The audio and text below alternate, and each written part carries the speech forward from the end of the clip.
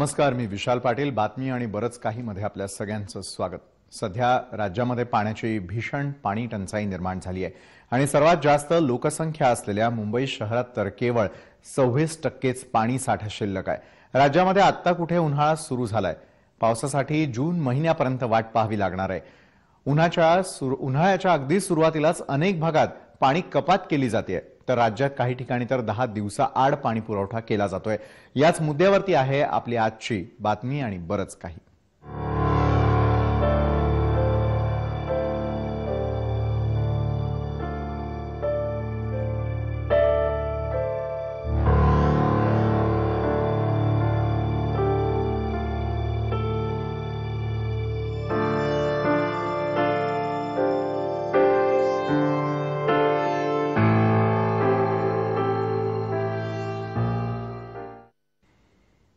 मुंबईमध्ये यंदा लवकरच पाण्याची भीषण टंचाई जाणवायला सुरुवात झाली आहे. पावसाच्या आगमनासाठी अजून 2 ते 2.5 महिने शिल्लक आहेत आणि धरणांमध्ये जेमतेम 2 महिने पुरेल इतकाच पाणी साठा आहे. पाहुयात यात संदर्भातला हा रिपोर्ट. मुंबईकरांवर पाणी संकट. 7ही धरणांमध्ये केवळ 26% पाणी साठा. मुंबईला भासणार पाण्याची भीषण टंचाई.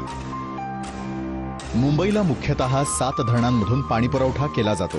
भातसा, तुलसी, विहार, मध्य वैतरणा, मोडक सागर, तानसा आणि अप्पर वैतरणा ही 7 धरणं मुंबईकरांची तहान भागवतात.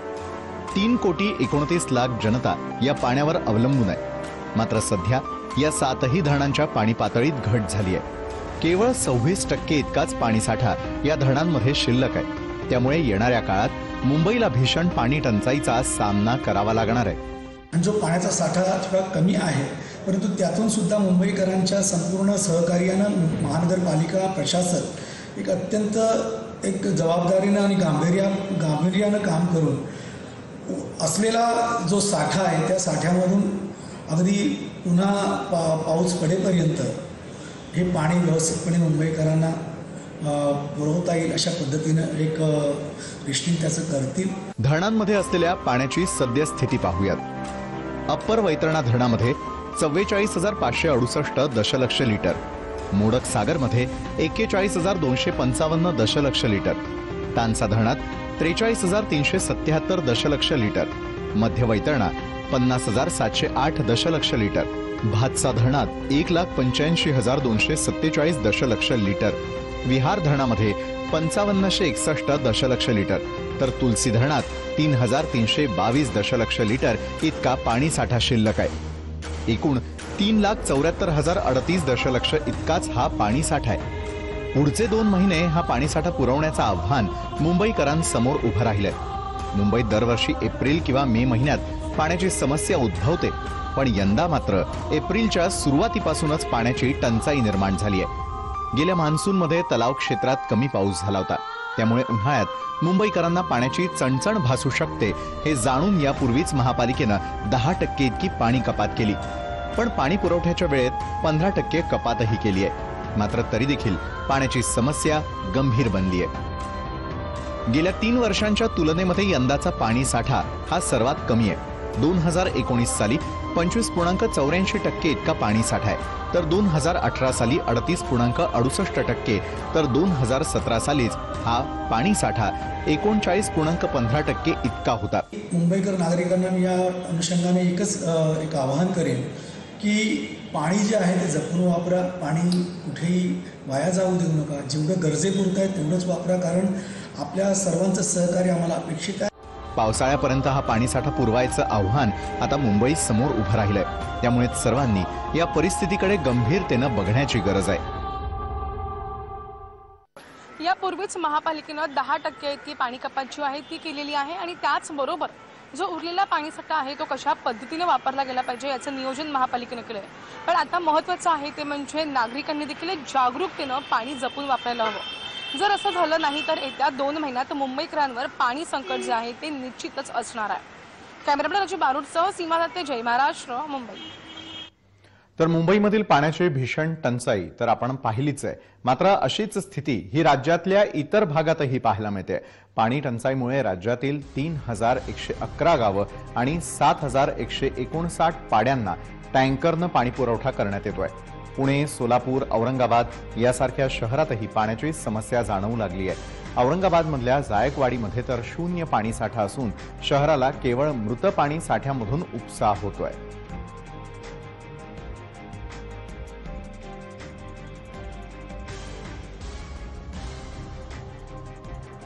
आमचे औरंगाबादचे ब्युरो चीफ माधव सावरगावे यावेळेला आपल्याबरोबर जोडले गेले आहेत। त्यांच्याकडून या संदर्भात आपण अधिक माहिती घेणार आहोत। औरंगाबादकरांवरती देखील आता पाणी टंचाई आणि पाणी संकट जे ते ओढावलेलं आहे। माधव, नेमकी काय परिस्थिती आहे, किती पाणी साठा त्या ठिकाणी पाहायला मिळतोय आणि त्याचं नियोजन कशा प्रकारे केलं जाऊ लागलंय? विशाल, यंदाचा दुष्काळ आणि दुष्काळातली पाणी टंचाई ही केवळ एका शहरापुरती मर्यादित राहिलेली नाही, तर मराठवाड्यातील 8 जिल्ह्यातल्या जवळपास सगळ्या मोठ्या छोट्या शहरांमध्ये भीषण पिण्याच्या पाण्या टंचाईचं संकट निवडणुकीच्या काळामध्ये आलेलं आहे।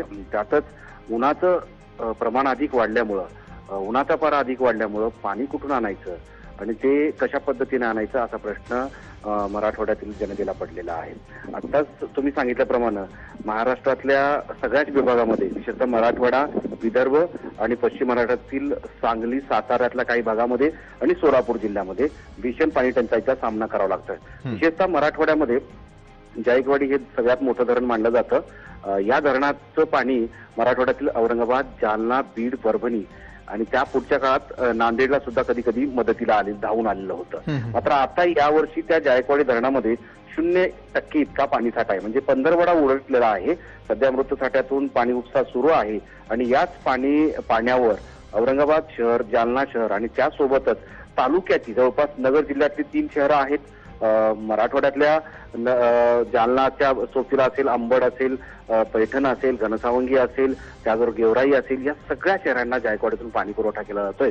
मात्र तेही पाणी कमी झाल्यामुळं या गावांना, या शहरांना मोठा फटका बसतोय। सोबतच जायकवाडी धरणावर अवलंबून असलेल्या जवळपास 450 गावांमध्ये सध्या पिण्याच्या पाण्याची भीषण टंचाई उद्भवलेली आहे आणि त्यामुळेच औरंगाबाद जिल्ह्यामध्ये, ज्या जिल्ह्यामध्ये मोठं धरण आहे, महाराष्ट्राचं सगळ्यात, आशिया खंडातलं सगळ्यात मोठं मातीचं धरण ज्याला मानलं जातं, त्याच जायकवाडी धरणाच्या जिल्ह्यामध्ये सध्या जवळपास 1400 टँकर्सनं पाणी पुरवठा केला जातोय आणि त्या पाठोपाठ जालना, बीड या 2 जिल्ह्यामध्ये तर भयानक स्थिती आहे। सध्या निवडणुकीची रणधुमाळी सुरू आहे, प्रचार जोरात सुरू आहे। मात्र पिण्याच्या पाण्याचं संकट लोकांना ओढवत असल्यामुळं सत्ताधारी नेत्यांना सुद्धा या पिण्याच्या पाण्यानं हैराण करून सोडलंय। औरंगाबाद शहरामध्ये खासदार चंद्रकांत खैरे असतील किंवा त्यांचे शिवसेनेचे, भाजपचे कार्यकर्ते असतील, ते जेव्हा प्रचाराला जात आहेत तेव्हा शहर आणि ग्रामीण भागातील लोक पाण्याचं काय असा प्रश्न विचारतायत। त्यामुळं पाणी तर सर्वसामान्य माणसाला हैराण करून सोडलंय, सोबतच प्रचार करणाऱ्या नेत्यांना, उमेदवारांना अडचणीत आणलेला आहे। सध्या जायकवाडी सोबतच विष्णुपुरी एकमेव धरण आहे ज्या धरणाचं एकूण क्षेत्र जर बघितलं, एकूण साठा जर पाहिला तर तो केवळ 2 TMCच्या आसपास आहे। त्याच्यात मात्र सध्या एक 15 ते 16 TMC 16% इतकं पाणी आहे, म्हणजे ते साधारणतः अर्धा TMC सुद्धा पाणी असू शकत नाही। मात्र उर्वरित मराठवाड्यातल्या माजलगाव असेल, बिंदुसरा असेल, निम्न तेरणा असेल, निम्न दुधना असेल, सीना कोळेगाव असेल, तेरणा आहे, या सगळ्या धरणामध्ये 0 पाणी साठा झालाय। किंबहुना त्या धरणातलं जो काही उरलेलं गाळातलं पाणी आहे, जे मृत साठा म्हणून आहे, ते उचलण्याचं सुरू आहे आणि त्यामुळे येणारा जो काळ आहे, आता सध्या एप्रिलचा 2रा आठवडा आता सुरू होतोय आणि आता हे 2 आठवडे, त्याचबरोबर मेचा आणि जूनचा जवळपास 2.5 महिन्याचा काळ हा मराठवाड्यातील जनतेला पाणी कुठून आणायचं या प्रश्नामध्ये भंडावून सोडणार आहे आणि त्यामुळे सगळ्यात मोठी अडचण मराठवाड्यामध्ये पाणी टंचाईची झालेली आहे। विशाल, बरं माधव, यापूर्वी 0% पाणी साठा हा जायकवाडी धरणानं कधी पाहिलेला होता का, किंवा अशा प्रकारची परिस्थिती औरंगाबाद जिल्ह्यावरती यापूर्वी कधी आलेली होती का? सर्वात भीषण दुष्काळी परिस्थिती आपण याला म्हणायला हवं का माधव? अर्थात यावर्षी पाण्यासंदर्भात भीषण दुष्काळी स्थिती अधिक आहे। 2011-12 या वर्षामध्ये ऑगस्ट पासून, म्हणजे जो पावसाळ्याचा हंगाम असतो त्या काळात पाऊसच पडला नव्हता। त्या काळामध्ये अशाच पद्धतीनं धरणं कोरडी ठाक पडलेली होती। मराठवाड्यातील सगळ्यात मोठ्या जायकवाडी धरणामधलं जे पाणी होतं ते सुद्धा मृत साठ्यापर्यंत पोहोचलेलं होतं, पण ती जी तारीख होती ती तारीख एवढ्या लवकर आलेली नव्हती. साधारणतः जूनच्या पहिल्या आठवड्यामध्ये 2012 साली हे धरण मृतसाठ्यामध्ये पाणी उपसापर्यंत पोहोचलेलं होतं. मात्र उन्हाळ्यामध्ये धरणामध्ये पाणीसाठा होता, जेणेकरून त्या पाणीसाठ्यावर अनेक शहरांची भिस्त होती आणि लोकांना थोडा दिलासा वाटत होता. मात्र उर्वरित मराठवाड्यातल्या धरणातली स्थिती जेव्हा 2011-12 मध्ये होती तशाच पद्धतीनं आहे. मात्र या वेळेस भीषणता अधिक आहे. त्याचं कारण असं आहे की या वर्षीच्या पावसाळ्यामध्ये आणि नंतर अवकाळी पाऊस असेल किंवा उन्हाळ्याचा सुरुवाती काळ असेल किंवा हिवाळ्याच्या सुरुवातीच्या काळात पाऊस पडला मानला जात होता, पण त्याही काळात पाऊस पडला नसल्यामुळं या वर्षीची जी अवस्था आहे आता सगळ्या संपूर्ण मराठवाड्यामध्ये धरणामध्ये केवळ 1.79 म्हणजे 2% सुद्धा पाणी शिल्लक नाही. जे 2% पाणीसाठा हा संपूर्ण 8 जिल्ह्यातल्या 76 तालुक्यातला एकूण आकडा आहे. म्हणजे एका गावाला सुद्धा पुरेल इतकं पाणीसाठा त्या तालुक्यामध्ये नाही. आणि मग पाणी कुठून आणायचा हाच प्रश्न आहे. आणि त्यामुळं जी स्थिती धरणाची किंवा एकूण पाण्याची पाहतोय, त्यामुळे या वर्षीचा दुष्काळ हा 1972 नंतर पेक्षा अधिक भीषण आहे असं मानलं जाते. आणि ती वस्तुस्थिती जी स्थितीतली जी परिस्थिती दिसते त्यावरून लक्षात येतं. आणि यावरती तोडगा काढण्याचं आव्हान जे आहे ते खऱ्या अर्थानं आपल्या सगळ्यांसमोर आहे. धन्यवाद माधव, आपण दिलेल्या या सविस्तर माहितीसाठी. त्यानंतर आपण औरंगाबाद नंतर वळणार आहोत, ते म्हणजे कोल्हापूर. या ठिकाणी कोल्हापुरातील आमचे प्रतिनिधी ज्ञानेश्वर साळोखे यांच्याकडून अधिक माहिती घेऊयात. ज्ञानेश्वर, आपण आत्ताच ऐकलं असेल की औरंगाबादमधली परिस्थिती किती येते. 0% पाणी साठा त्या ठिकाणी आहे आणि मृत साठ्यातून आता पाणी पुरवठा करण्याची वेळ ही औरंगाबाद जिल्ह्यामध्ये सध्या पाहायला मिळते. कोल्हापूरची परिस्थिती काय? विशाल, औरंगाबाद कोल्हापूरमध्ये पर्जन्याचं प्रमाण आहे ते नेहमीच कायमचं चढ राहिलेलं आहे. त्यामुळे कोल्हापूरमध्ये जी 14हून अधिक लघु आणि मध्यम स्वरूपाची धरणं आहेत ती कायमच ओव्हरफ्लोल पावसाळ्यामध्ये होताना आपल्याला पाहायला मिळते. सध्या कोल्हापूरचा विचार केला गेला तर कोल्हापूरमध्ये सरासरी आता 38% पाणीसाठा शिल्लक आहे सगळ्या धरणात मिळून. आणि तो गेल्या वर्षीच्या तुलनेचा विचार केला तर 12% सध्या कमी असल्याचं पाहायला मिळते. याचाच अर्थ कोल्हापूरचं तापमान सुद्धा यावेळी वाढलेलं आहे आणि बाष्पीभवनामुळे मोठ्या प्रमाणात जे आहे तो पाणी धरणातलं सपाटीने कमी होताना आपल्याला पाहायला मिळते. परिणामी कोल्हापूरला मे अखेर पुरेल इतकंच पाणीसाठा शिल्लक आहे. जर पाऊस लांबला गेला तर कोल्हापूरला पण पाणी टंचाईची झळ बसल्याशिवाय राहणार नाही. कोल्हापूरचे प्रामुख्यानं राधानगरी धरण आहे, त्या राधानगरी धरणामध्ये सध्या 41% पाणी पुरवठा जे आहे तो पाणीसाठा शिल्लक आहे. प्रामुख्याने याच धरणामधून कोल्हापूरच्या शेतीला आणि कोल्हापूर शहरासाठी पाणी पुरवठा केला जातो. आणि त्यामुळे मध्यंतरी कोल्हापूरमध्ये 1 दिवस पाणीआड करावं की काय अशा पद्धतीचा प्रस्ताव पुढे आला होता. मात्र धरणातला पाणीसाठ्याचा विचार केल्यानंतर हा प्रस्ताव मागे पडला. मात्र एकंदरीत सध्याची पाण्याची स्थिती बघितली तरी कोल्हापूरला ज्या नद्या आहेत त्या बारमाही वाहतात आणि त्यामुळे सध्या पाणी टंचाईची झळ बसत नाही. मात्र जर पाऊस लांबणीवर पडला तर मात्र कोल्हापूरला मोठ्या प्रमाणात आहे ते याची झळ बसायला पाहायला मिळते. एकंदरीतच कोल्हापूरमध्ये जी प्रामुख्याने महत्वाची धरणं आहेत, राधानगरीमध्ये आता सध्या 3.50 TMC इतका पाणीसाठा आहे. दूधगंगामध्ये काळमवाडी धरण आहे, या धरणामध्ये 8.41 TMC इतका पाणीसाठा आहे.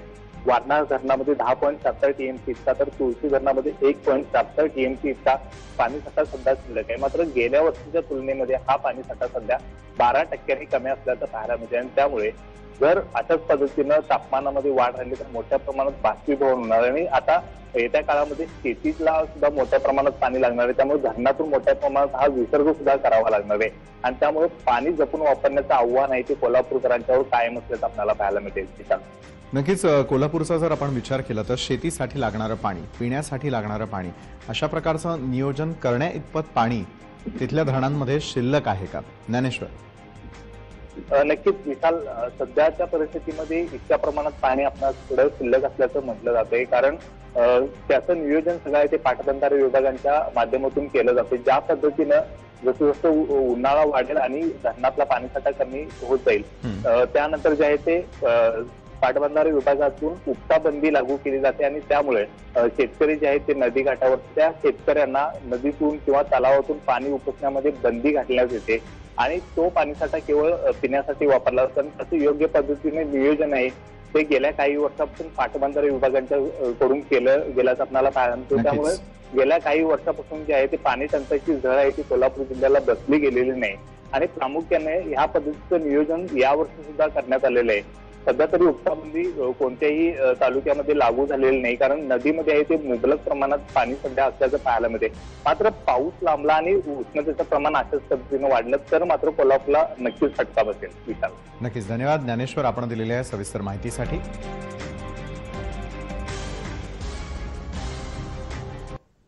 तर एकंदरीतच मराठवाडा, पश्चिम महाराष्ट्र या ठिकाणी नेमकी काय परिस्थिती निर्माण झालेली आणि कशा प्रकारे त्या ठिकाणी पाणी संकट घोंगावू लागलेलं आहे सर्व नागरिकांवरती, तिथल्या शेतकऱ्यांवरती, त्याचा आपण आढावा घेतला. उर्वरित महाराष्ट्रामध्ये देखील किती पाणी साठा शिल्लक आहे, जूनपर्यंत हे पाणी तुम्हाला आम्हाला पुरणार आहे का, याविषयीचा सविस्तर आढावा आपण घेणार आहोत एका छोट्याशा ब्रेकनंतर.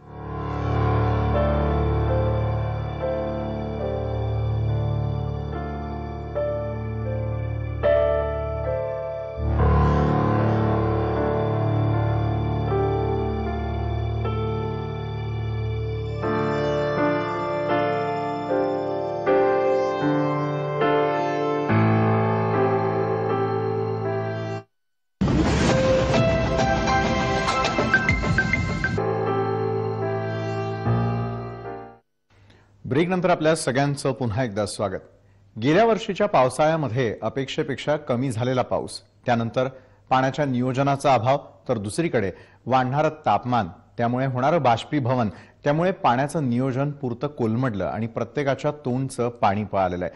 आणि आपण संपूर्ण महाराष्ट्रभरामध्ये आता किती पाणी साठा शिल्लक आहे, कशा प्रकारे त्याचं नियोजन केलं जातं, या संदर्भात आपली आजची बातमी आणि बरंच काही यामध्ये चर्चा करतोय.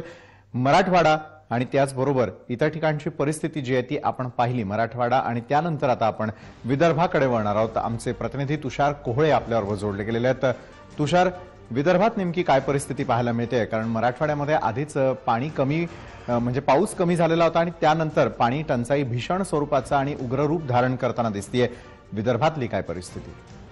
विशाल, जर का विदर्भाचा विचार करायचा झाला तर विशेष करून पश्चिम विदर्भामध्ये भीषण दुष्काळाचा सामना नागरिकांना करावा लागत आहे. विशेष करून अकोला आणि बुलढाणा या दोन जिल्ह्यामध्ये जर का बघायचं झालं तर अकोला आणि बुलढाणा या दोन शहरामध्ये नळाला पाणी हे महिन्यातनं एकदा येतं. म्हणजे यावरनं कल्पना करू शकता तुम्ही की किती भीषण दुष्काळ असेल. आणि ग्रामीण भागाचं जर चित्र बघायचं झालं तर त्यांच्या नळाला 15 दिवसानंतर पाणी येतं. एकंदरीत त्या दोन्ही जिल्ह्याचा विचार करायचा झाला तर 3 मोठे प्रकल्प आहे, पूर्णा, खडकपूर्णा आणि ज्ञानगंगा. या 3 मोठ्या प्रकल्पामध्ये फक्त 8% पाणी साठा शिल्लक राहिलेला आहे. आणि जे मध्यम आणि लघु असे दुसरे जे 11 प्रकल्प आहेत त्यामधले 9 प्रकल्प तर अक्षरशः कोरडे पडलेले आहेत. आणि मागील 4 वर्षापासून सातत्याने या 2 जिल्ह्यामध्ये दुष्काळ आहे.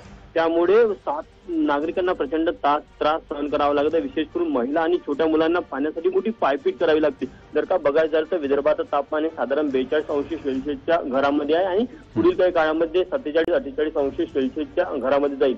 या काळामध्ये महिलांना, छोट्या मुलांना पाण्यासाठी वन फिरावं लागतं. दुपारी मध्ये जर का 5-5, 6-6 किलोमीटर यांना पाण्यासाठी जावं लागत असेल तर आपल्याला लक्षात येईल की किती त्रास होतो.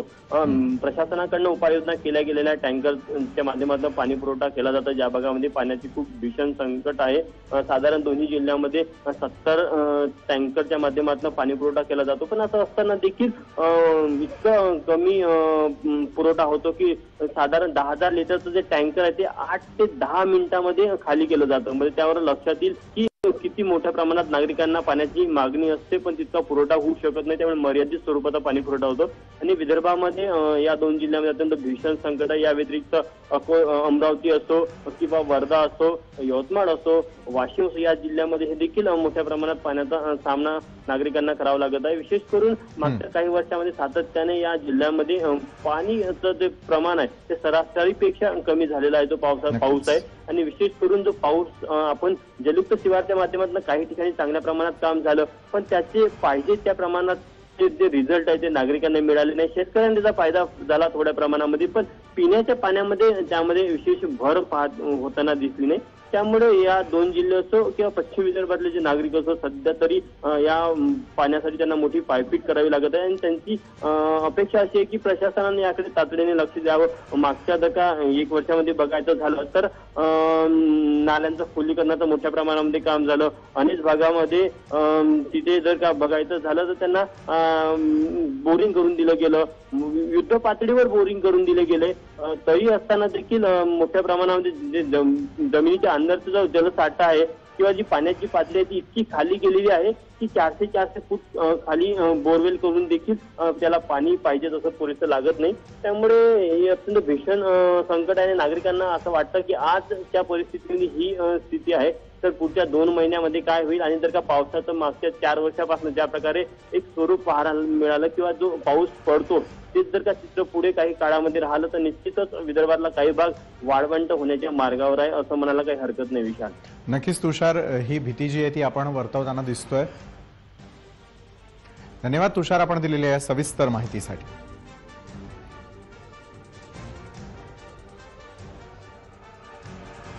जलतज्ञ प्रदीप पुरंदरे आपल्याबरोबर यावेळेला जोडले गेलेले आहेत. तर प्रदीपजी, आमच्या सर्व प्रतिनिधींनी आपापल्या ठिकाणी काय नेमकी परिस्थिती आहे किंवा राज्यातल्या विविध भागांमध्ये काय परिस्थिती आहे याचा आढावा घेतला आणि संपूर्ण राज्यभरामध्ये पाणी संकट जे आहे ते खूप मोठ्या प्रमाणावरती पाहायला मिळतंय. यंदा स्कायमेटनं ज्या प्रकारचा इशारा दिलाय की 93% इतकाच पाऊस होण्याची देखील शक्यता त्यांनी वर्तवलेली आहे. अल निनोचा प्रभाव त्यावरती असणार आहे.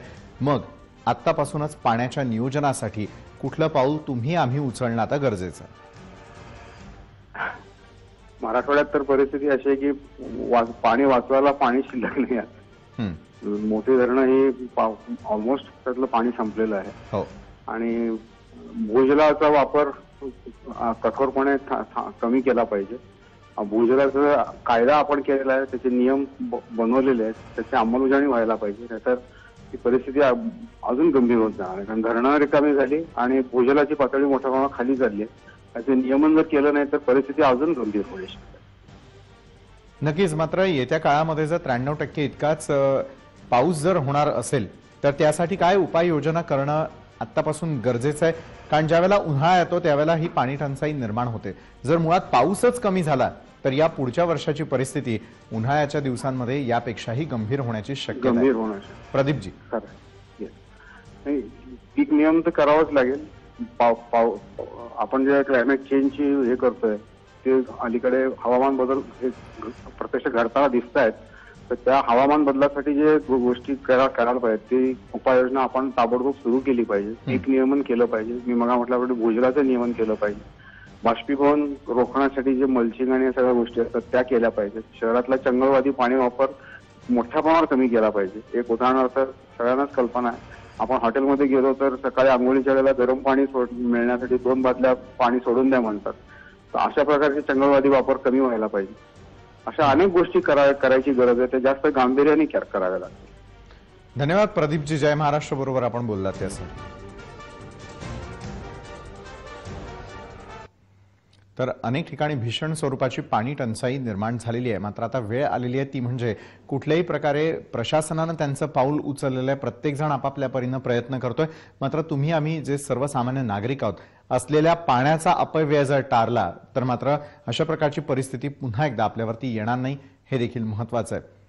तर या बातमी आणि बरंच काही मध्ये आजचा विषय घेण्यामागचा उद्देश एवढाच की असलेला पाणी पुरवठा जो आहे तो सुरळीत राहावा आणि भीषण पाणी टंचाई निर्माण होऊ नये. प्रत्येक घरापर्यंत पाणी हे पोहोचायला हवं. त्यामुळे त्याचा अपव्यय हा टाळणं हा एकच उपाय आता त्यावरती आहे. तर बातमी आणि बरंच काही मध्ये वेळ झाली इथेच थांबण्याची. मात्र तुम्ही पाहत राहा जय महाराष्ट्र.